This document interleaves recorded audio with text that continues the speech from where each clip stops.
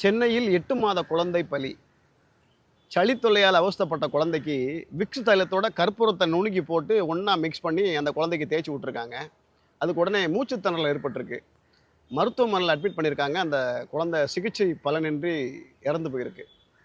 இன்றைக்கி பல வீடுகளில் நான் தான் டாக்டர் அப்படின்னு சொல்லி வீட்டில் இருக்க ஒவ்வொருத்தரும் மருத்துவத்தை கையில் எடுத்தனால தான் இன்றைக்கி பல உயிரிழப்புகள் ஏற்படுதுன்னே சொல்லலாம். ஒரு குழந்தைக்கு உடம்பு சரியில்லைனா உடனே குழந்தை டாக்டர்கிட்ட கூட்டு போகணும். கூட்டு போயிட்டு என்ன பிரச்சனை ஏது பிரச்சனை பார்த்து அட்மிட் பண்ணி அதுக்கப்புறம் ரெடி பண்ணணும்.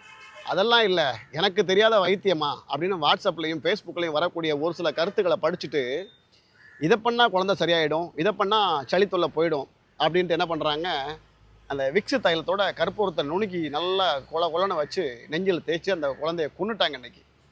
அதனால் தயவு செய்து குழந்தைகளுக்கு உடம்பு நிலை சரியில்லை அப்படின்னா நீங்கள் என்ன பண்ணீங்க, மருத்துவர்கிட்ட கூட்டு போங்க. கூட்டு போயிட்டு அவங்க ஆலோசனைப்படி நீங்கள் அந்த குழந்தைக்கு ட்ரீட்மெண்ட் கொடுங்க. ஒரு உயிருடைய மதிப்பு வந்து பல பேருக்கு தெரியல. நான் இன்னைக்கு குழந்தை இல்லாத பல தாய் தகப்பனுக்கு தெரியும் அந்த குழந்தையோட அருமை என்னன்ட்டு. ஆனால் உங்களுடைய செல்ல குழந்தைய அதோட சாவுக்கு நீங்களே காரணமாயிட்டீங்க. அதனால் தயவு செய்து பேரண்ட்ஸ் குழந்தைங்களுக்கு உடம்பு சரியில்லை, சளி தொல்லையாக இருக்குது அப்படின்னா நான் வந்து அதை அரைச்சி கொடுத்தேன், இதை அரைச்சி கொடுத்தேன், வெந்நி வச்சு கொடுத்தேன், ஐஸ் வாட்டரை கொடுத்தேன், மோரை கலக்கி கொடுத்தேன்லாம் கொடுக்காதீங்க. மருத்துவர்கிட்ட கூட்டு போய் ட்ரீட்மெண்ட் கொடுங்க. அதோட இன்னொரு விஷயம் என்னென்னு கேட்டிங்கன்னா, போன வாரம் எங்கள் வீட்டு பக்கத்தில் ஒரு குழந்தை தொண்டையில் வந்து குச்சி முட்டாய் சிக்கிக்கிச்சு.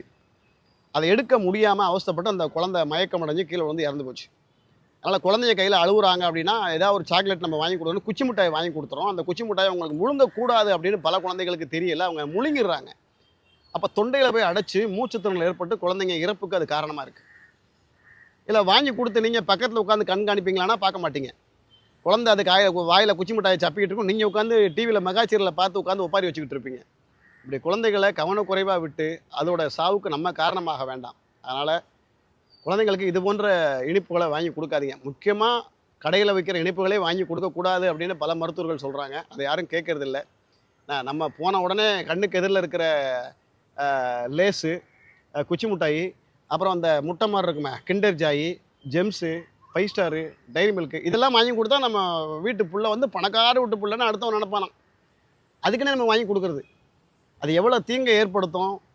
அந்த குச்சி மிட்டாயை உள்ளே முழுங்கிட்டாங்கன்னா எடுக்க முடியாமல் குழந்தைக்கு மூச்சுத்திணறல் ஏற்படுமே அப்படின்றத எந்த பேரண்ட்ஸும் நினைக்கிறதில்ல. அதனால் தயவு செய்து குழந்தைகள் மீது அதிக கவனத்தை செலுத்துங்க, சரிங்களா? இந்த மாதிரி விட்டுட்டு குழந்தைய பறி கொடுத்துட்டு வாயிலையும் வயத்துலையும் அடிச்சுட்டு அழுதுட்டு இருக்காங்க.